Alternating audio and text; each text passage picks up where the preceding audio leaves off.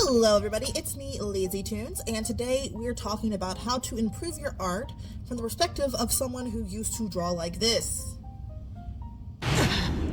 Say something, would ya? Oh yeah, my teenage art was preem memecore. I currently draw like this on a good day. So without further ado, let's get into it. So the first thing you can do to improve your art is to draw consistently. So hear me out here. I know everyone says just draw every day, but I'm not saying that because I know we all have lives and other forces that restrict our time, but you should still draw as much as you comfortably can, because truthfully, each drawing is an opportunity for improvement. So you should let there be as many opportunities as possible. But don't burn yourself out. Burnt out artists can't do much, so draw consistently, but comfortably, take breaks, and time to consume and experience new things. Number 2, the next thing you should do is use references, but don't completely rely on them. Okay, so using references is great if you're a beginner, because when you start art, a baby artist brain does not have the visual library, so looking and studying references is really important if you want to learn anatomy, structure, rendering, etc. But I feel you can also become dependent on references. I've become dependent on references just a little bit. I struggle with this myself, where I'm struggling to draw purely from imagination, even different poses of the head of my character, because they have different facial features in the references and different angles.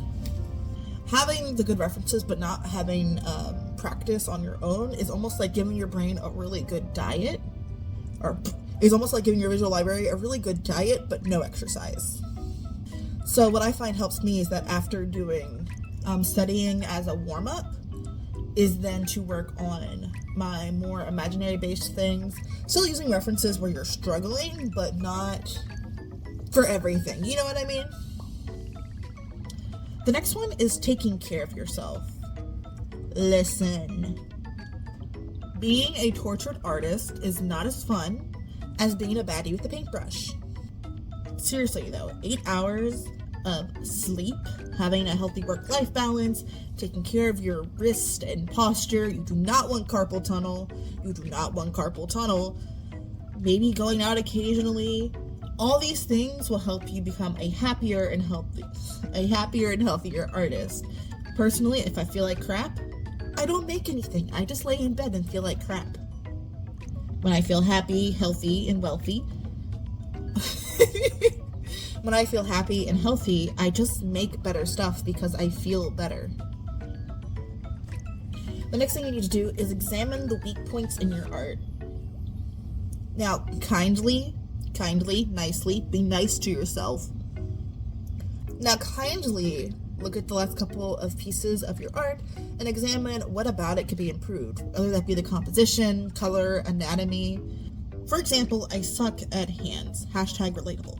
So I practice drawing them until I get a little better at putting them in my artwork, so that in my next piece, I can draw hands a little better than before. By finding the exposed bits in our armor, we can patch them up and gain a stronger overall art skill. My final tip is to be patient. As I'm sure you've heard before, art journeys are not always linear, and when you look at them close up, they can look like this, or even this. But when you zoom out, there's a larger upward trend, hopefully.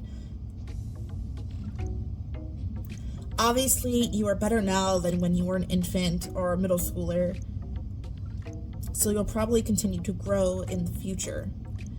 Another little reminder is not to compare your art progress to anyone else's progress.